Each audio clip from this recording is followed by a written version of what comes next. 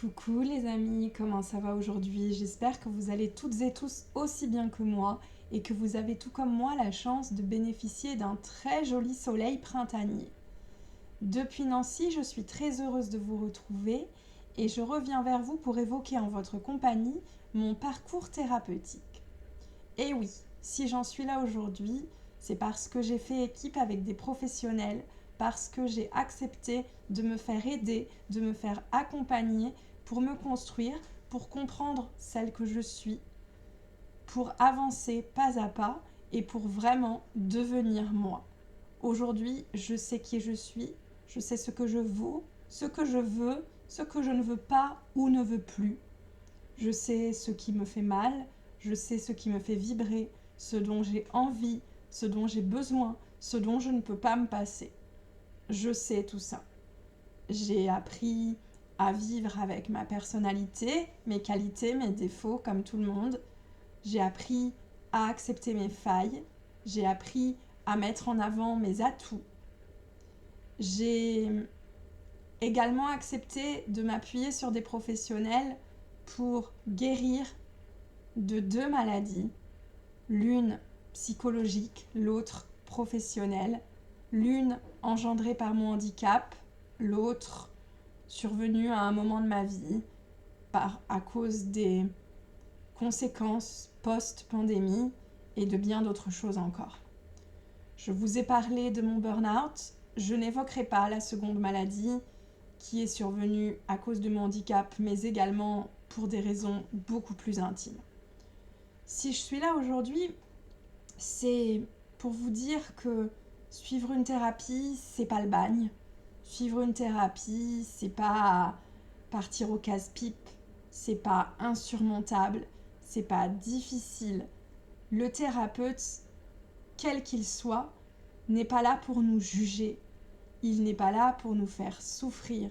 Il est là pour nous faire réfléchir, pour nous apprendre peut-être à reparamétrer certains aspects de notre vie, à poser un nouveau regard sur les autres, sur les choses. Il est là pour nous aider à mieux nous comprendre. Il est là pour nous aider à nous découvrir aussi. Une thérapie, ça permet de se sentir mieux, ça permet de se comprendre, mais ça peut permettre aussi de se révéler, de savoir ce qu'on ne savait pas. C'est pas toujours agréable à entendre, mais c'est essentiel. Le thérapeute, il est là pour faire équipe avec nous. Il est là pour rebondir sur nos propos, pour nous aider à comprendre nos réactions et notre manière de penser.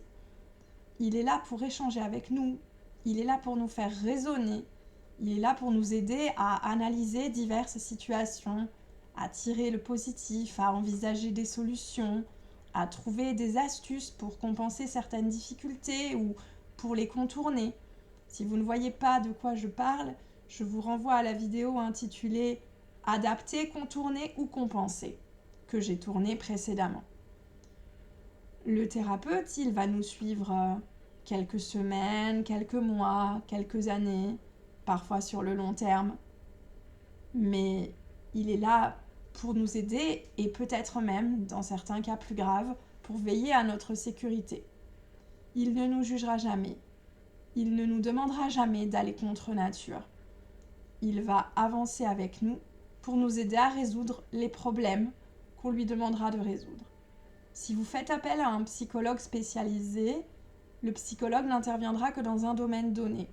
Si vous faites appel à un psychologue généraliste, le psychologue va vous aider à résoudre un problème ciblé. Si vous faites appel à un psychiatre, c'est parce que vous voulez résoudre un problème de fond, parce que vous voulez résoudre des problèmes qui touchent plusieurs aspects de votre vie, peut-être aussi parce que vous avez développé des symptômes, qu'ils soient moraux, physiques ou émotionnels, qui vous empêchent de vivre correctement et qui relèvent d'une quelconque maladie. Quoi qu'il en soit, même si vous êtes malade, vous n'êtes pas fou. Vous êtes là parce que vous reconnaissez avoir des besoins. Vous êtes là pour les satisfaire. Vous êtes là pour vous en sortir et vous pouvez tous le faire. Une thérapie, comment ça fonctionne ? On peut faire appel à un questionnement. On peut faire appel à, comme je l'ai dit, à l'analyse de diverses situations de la vie courante. On n'est pas à l'école, alors on ne fera pas des études de cas à proprement parler. Le thérapeute peut également, dans la rue, dans un magasin ou à notre domicile, nous donner quelques petits exercices, quelques petites missions thérapeutiques qui nous amènent à réfléchir, qui posent le regard là où il faut pour nous aider à y voir plus clair, peut-être à faire des choix, à prendre des décisions ou à les assumer. Cela dépend d'une thérapie.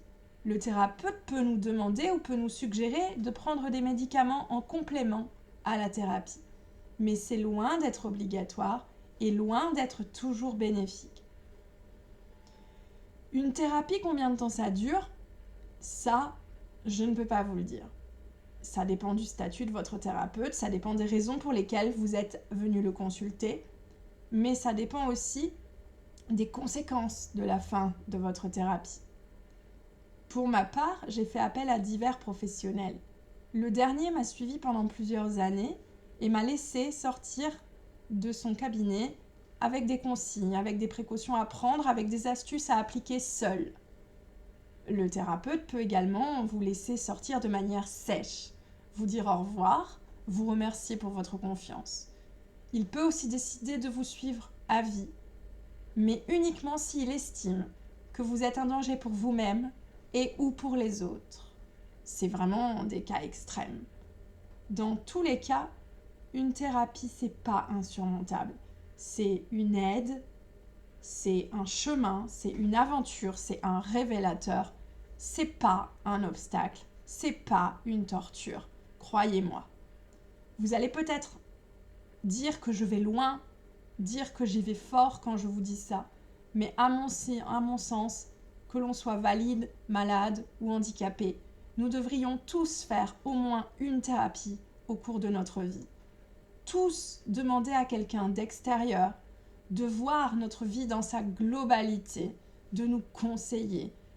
Parce que nos amis, ils voient les choses de l'extérieur, mais ils peuvent être influencés, portés, voire aveuglés par leur affect. Le thérapeute, lui, il a et gardera un recul, une distance qui est essentielle.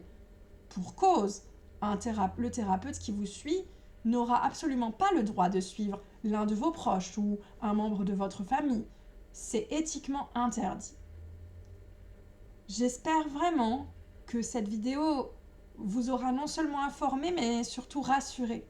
Qu'elle vous aura montré qu'il y a énormément d'idées reçues, de clichés et de peurs inutiles au sujet d'un suivi thérapeutique, quel qu'il soit. Peut-être aussi vous aura-t-elle encouragé à entreprendre votre propre démarche. Peut-être vous aura-t-elle donné de la force, du courage, de l'énergie. Une thérapie commence, une thérapie finit. Parce que même si vous restez au sein de la patientèle d'un thérapeute, vous pouvez le rester pour être seulement surveillé, pour être seulement mis en sécurité. Mais vous n'êtes pas soigné à vie. Je vous souhaite une très belle fin de journée, une très belle fin de semaine si je ne vous recroise pas, peut-être même un très joli week-end prolongé. Et je reviens très vite vers vous pour de nouvelles considérations psychologiques, sans la moindre prétention, dans la joie et dans la bonne humeur. N'hésitez pas à me faire part d'envies, de souhaits, de sujets que je pourrais traiter dans des commentaires. N'hésitez pas à réagir à cette vidéo. N'hésitez pas à critiquer mes propos, à rebondir dessus. Tout est bon à prendre. Je ne suis ni experte, ni spécialiste. Je suis simplement ce que j'appellerais une patiente expérimentée. Une patiente qui est très fière et très heureuse de partager son expérience avec vous. Une patiente qui le fait pour aider, qui le fait pour éclairer et qui le fait avec un immense plaisir. À bientôt! Bye bye, see you next time, comme on dirait dans la langue de Shakespeare.